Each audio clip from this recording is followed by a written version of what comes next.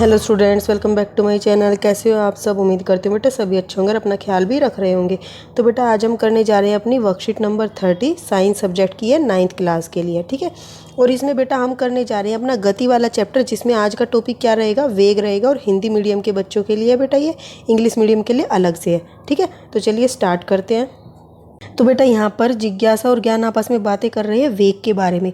तो ज्ञान अपनी दीदी से पूछ रहा है कि जिज्ञासा दीदी, वेग क्या होता है और यह चाल से किस प्रकार भिन्न है? तो हमने बेटा कल चाल के बारे में पढ़ा था। ठीक है, तो चाल क्या होती है? इकाई या एकांक समय में तय की गई दूरी, ठीक है, चाल होती है। और वेग क्या होता है? एकांक समय में एक निश्चित दिशा में तय की गई दूरी क्या कहलाती है? चाल, वेग कहलाती है। ठीक है, या फिर ऐसे समझो कि एकांक समय में दूरी तो तय कर ली, तो अगर हमें कोई ये बोल दे कि किसी ने दूरी तय कर ली एक निश्चित समय में, तो वो तो चाल हो गई। लेकिन अगर अब उस चाल की ये बता दे कि वो चाल किस दिशा में तय की गई है, तो वो क्या हो जाएगी? वेग कहलाएगी। ठीक है, ये क्या होता है? वेग होता है। तो ज्ञान किसी वस्तु की एक निश्चित दिशा में चाल उसका वेग कहलाती है। ठीक है, जिसे चाल की तरह v से निरूपित करते हैं। और वेग को इस प्रकार ज्ञात किया जा सकता है, जैसे वेग को कैसे लिखेंगे? विस्थापन अपॉन में समय। ठीक है, चाल को कैसे लिखते थे बेटा? इस पे ध्यान मत जाना बेटा। ठीक है, स्पेलिंग ऐसे लिखी गई।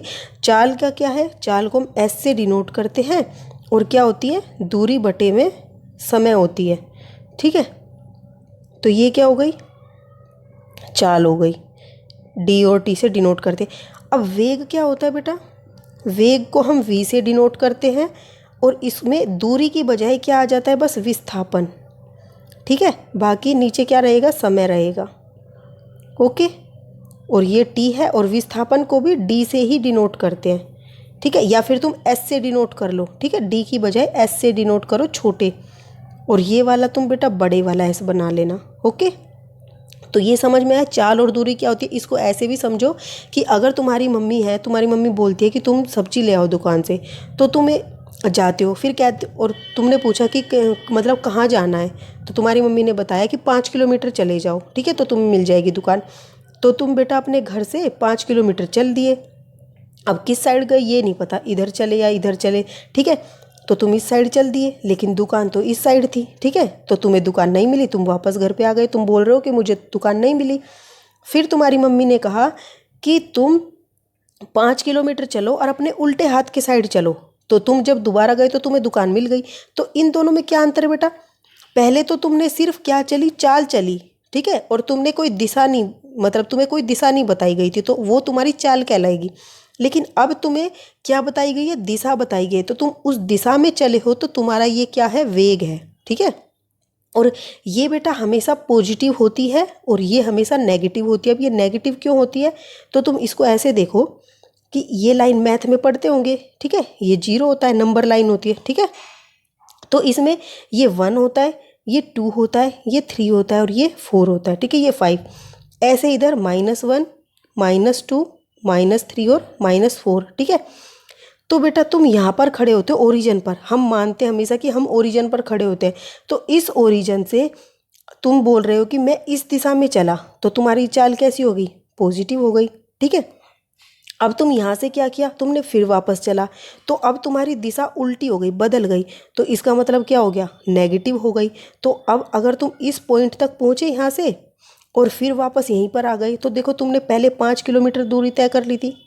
ठीक है, इधर फिर तुम वापस आ गए इधर, तो फिर से 5 किलोमीटर दूरी तय की। लेकिन ये तो पॉजिटिव थी और अब की बार नेगेटिव हो जाएगी, क्योंकि पहले दिशा ऐसी थी और अब दिशा ऐसी है। तो अब इन कुल दूरी तुम निकालोगे तो कितना आ जाएगा? +5 करोगे, प्लस में -5 करोगे तो 0 आ जाएगी। तो तुम्हारा विस्थापन 0 हो गया। ठीक है, लेकिन दिशा की जो क्या नाम है, दूरी जो होती है बेटा, उसका कोई पॉजिटिव नेगेटिव नहीं होता। तो तुम कहीं से भी चलो, तुम ऐसे गए फिर ऐसे आए, तो उसकी कोई पॉजिटिव नेगेटिव नहीं होते। तो इसका मतलब 5 + 5 करोगे तो कितना आ गया? 10 आ गया। तो तुम्हारी दूरी तो 10 मीटर आ गई और क्या नाम है, विस्थापन तुम्हारा 0 मीटर आ गया। ठीक है, इसी बेस पर फिर चाल निकल जाती है, क्योंकि दूरी पुट करते हैं हम। देखो चाल के अंदर हम क्या करते हैं? दूरी पुट करते, जो कि हमारी 10 मीटर आई थी। ठीक है, और नीचे समय करते, मान लो 1 मिनट थी। ठीक है, 1 सेकंड थी। और उसमें बेटा वेग में क्या करते हैं? यहाँ पर तुम्हारी 0 आया था विस्थापन, क्योंकि ठीक है, और समय कितना था? 1 मिनट ही था, 1 सेकेंड ही था, ठीक है, 1 सेकेंड मानने के लिए बोला है मैंने। तो ये तो जीरो हो गई, तो इसका मतलब वेग भी जीरो, विस्थापन जीरो हो गया तो वेग भी जीरो हो गया। और ये कभी जीरो नहीं होती, यही लिखा है कि ये वेग तो शून्य हो सकता है और चाल कभी शून्य नहीं हो सकती। ठीक है, ये समझ में आया कंसेप्ट। दिशा बताना जरूरी होता है कई बार, तो तब हम उसको वेग बोलते हैं, उसको चाल नहीं बोलते। ठीक है, बस इतना है कि जब हम दिशा बता देते हैं तो हम उस चाल को वेग कह देते हैं, चाल ना कहकर। ओके, ऐसे समझ लो। तो अब ये सदिश राशि होती है क्योंकि ये एक दिशा में होती है जिसका परिणाम चाल और दिशा के परिवर्तन के साथ बदलता है। तो बेटा देखा, अब तुमने इधर चल रहे थे तो +5 थी, लेकिन जैसे ही उसने अपनी दिशा बदली तो उसमें -5 हो गए, तो उसकी चेंज हो गई वो। ठीक है, वेग। तो इसका परिणाम चाल और दिशा के परिवर्तन के साथ बदलता है, या तो उसकी चाल बदल जाए या फिर उसकी दिशा बदल जाए तो ये वेग बदल जाता है। ठीक है, इसका ऐसा ही मात्रक भी क्या है, मीटर/सेकंड ही हुआ, क्योंकि क्या था, ऊपर डिस्टेंस ही था। ठीक है, दूरी थी, और नीचे क्या था, समय था। तो डिस्टेंस मीटर में होता है और ये सेकंड में होती है। बस डिस्टेंस को हमने यहाँ एस से लिखा है, छोटे एस से, विस्थापन के रूप में। ओके, अब बेटा इसमें क्या है, जैसे यदि आप अपने घर से स्कूल की ओर रास्ते से वापस स्कूल की, देखो, यदि आप अपने घर से स्कूल और उसी रास्ते से वापस स्कूल से घर की तरफ आते हो 10 मिनट में तय करते हो। ठीक है, तो इस स्थिति में आपकी चाल क्या होगी बेटा। तो देखो, तुमने पहले कितना चला, 10 मीटर चला, फिर वापस से 10 मीटर चला। ठीक है, तो कितनी हो गई, 20 मीटर हो गई। ठीक है, तो लेकिन अब तुमने क्या किया, ये तो तुम्हारी दूरी हो गई कुल, लेकिन अब विस्थापन कहे तुम्हारा, तो तुमने क्या कहा है, पहले अपने घर से स्कूल की तरफ गए, फिर स्कूल से वापस घर आ गए। तो तुमने क्या किया, सेम रास्ता 2 बार रिपीट किया। तो 2 बार रिपीट करने से एक बार तो उसका क्या होगा, +10 आ गए और एक बार -10 विस्थापन आ गया, जिसकी वजह से कुल विस्थापन कितना हो गया, 0। ओके, तो यहाँ पर तुम क्या कहोगे कि तुम्हारी दूरी कितनी हो गई, 10 हो गई। ठीक है, और विस्थापन कितना हो गया, 0 हो गया। तो दूरी तुम्हारी 10 हुई है, तो इसका मतलब उसका कुछ चाल बन गई हो गई। ठीक है, लेकिन विस्थापन 0 है, तो इसका मतलब उसका वेग भी कितना हो जाएगा, 0 हो जाएगा, क्योंकि हम 0 पुट करेंगे और डिवाइड करेंगे उसे किसी समय से, तो 0 ही आएगा। ठीक है, तो यही बोला है तुम्हें कि यहाँ पर उसकी क्या होगी, इस स्थिति में आपकी चाल तो होगी लेकिन विस्थापन शून्य होगा, तो आपका वेग भी शून्य हो जाएगा। जब एक वस्तु सरल रेखा में बदलती हुई चाल या वेग के साथ गति कर रही हो तो हम उसकी गति की दर का परिमाण औसत वेग से इस प्रकार ज्ञात करते हैं। तो बेटा अब तुम्हें बोला है कि अगर कोई वस्तु सरल रेखा में बदलती हुई चाल से या वेग से एक से गति कर रही है तो उसकी गति का दर का परिणाम हम कैसे निकालेंगे, वेग का। तो औसत वेग निकालते, जैसे हमने क्या कहा था, हम स्कूल तक जाते तो कभी तेज चलते हैं कभी स्लो चलते हैं। तो अगर हमें कोई एक वैल्यू बतानी हो तो हम उन सब का क्या कर रहे थे कि कितने समय वो तेज चली, कितने समय वो मंदी चली, उन सभी का योग करके औसत निकाल लेते हैं।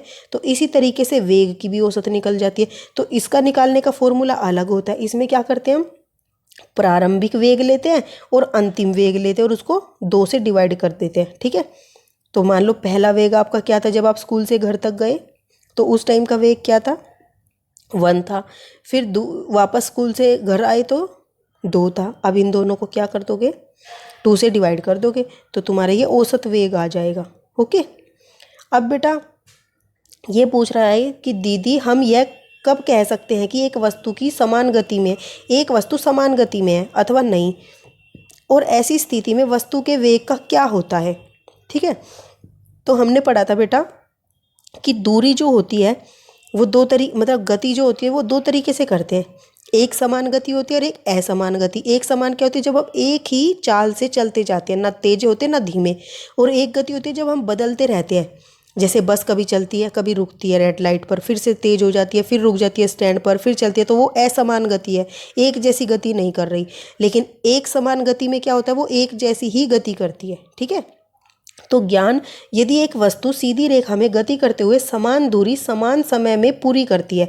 अब बेटा देखो, एक जैसी गति करेगी वो, तो अगर हम उसकी पहली मिनट में चेक करेंगे तो उसने 1 मीटर दूरी तय कर ली मान लो। ठीक है, और उसकी एक समान गति है, तो अब हम उसकी अगली मिनट में देखेंगे तो वो फिर से 1 मीटर दूरी तय कर लेगी। फिर से देखेंगे तीसरी मिनट में तो वो फिर से 1 मीटर और कंप्लीट कर लेगी। ठीक है, क्योंकि एक समान गति थी। लेकिन अगर असमान गति होगी तो क्या होगा, मान लो हमने पहले चेक किया 1 मीटर में।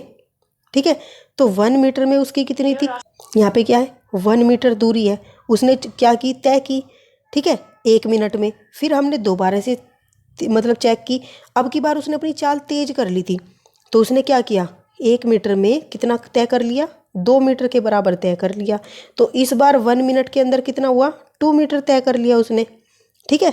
तो यहाँ पर देखो इसकी दिशा वो चेंज हो गई ना, दूरी अलग, एक निश्चित समय में अलग अलग दूरी हो गई, ठीक है। 1 मिनट में यहाँ कुछ थी और 1 मिनट में, अगली 1 मिनट में कुछ और दूरी तय कर ली, तो ये तो असमान हो गई और ये समान हो गई, ठीक है। तो इसी को कहते हैं असमान और एक समान। तो ऐसी स्थिति में वस्तु का वेग भी एक समान होता है। जब बेटा एक चाल से चलते हैं तो उसका वेग भी कैसा होता है, एक समान हो जाता है, क्योंकि एक जैसी वैल्यू मिलेंगी हर बार, तो हर बार ही क्या होएगा, वेग भी समान होगा। जैसे मान लो हमने यहाँ कहा था कि 1 मीटर में, 1 मीटर में उस 1 मिनट में उसने 1 मीटर दूरी तय कर ली, तो यहाँ का वेग निकालो। वेग कैसे निकालते हैं, विस्थापन कितना है, 1 मीटर अपोन में क्या है, 1 सेकंड, 1 मिनट है, ठीक है। इसको हम क्या करेंगे, सेकंड में बदलेंगे तो क्या हो जाएगा, 60 हो जाएगा। तो क्या आ गया, 1/60 सेकंड। तो पहला वेग ये आ गया। अब दूसरी मिनट में चेक करेंगे एक समान गति का, तो 1 मीटर फिर से उसने 1 मिनट में तय कर ली, ठीक है। तो अब फिर से चेक करो बेटा, यहाँ निकालोगे तो क्या है, 1 मीटर ऊपर आ गई और नीचे 60 सेकंड हो गया, क्योंकि 1 मिनट में 60 सेकंड होते। फिर से तुम्हारी यही आएगी 1/60। तो वेग हर बार बराबर ही आएगा, क्योंकि समान दूरी तय कर रहा है।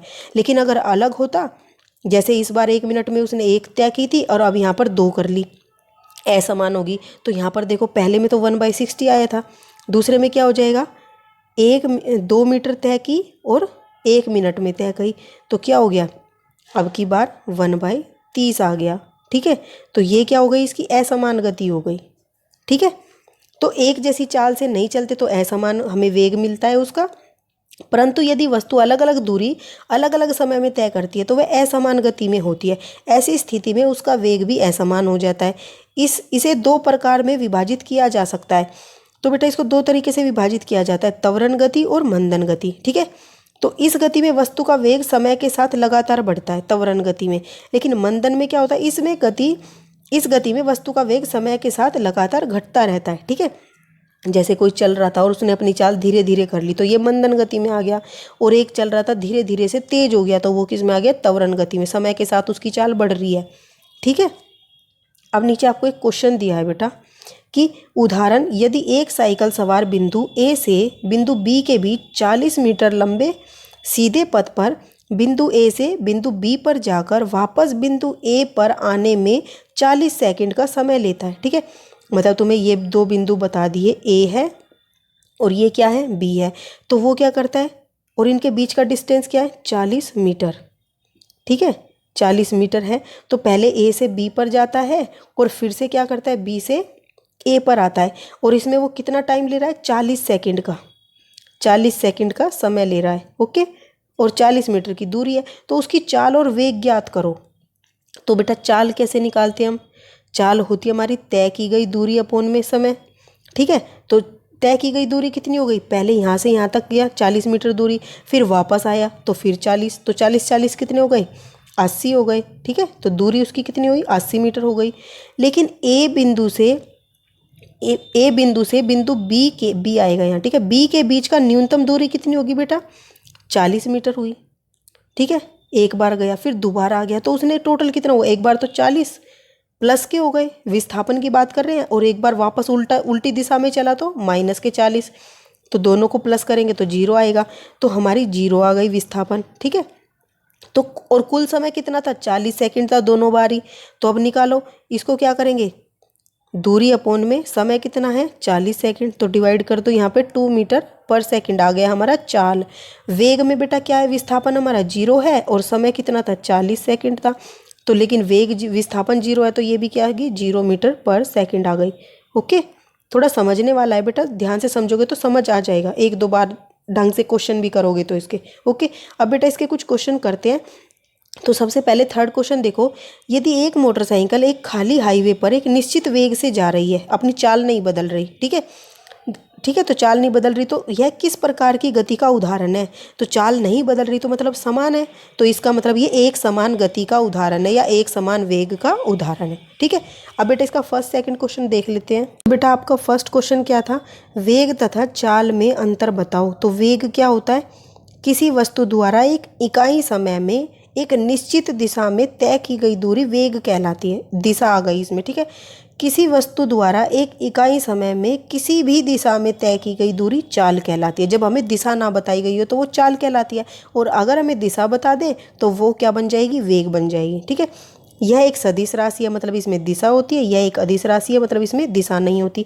यह सदा धनात्मक होती है, मतलब जीरो नहीं होती, और यह दिशा के अनुसार धनात्मक भी होती है और ऋणात्मक भी होती है। ठीक है, ऋणात्मक कैसे?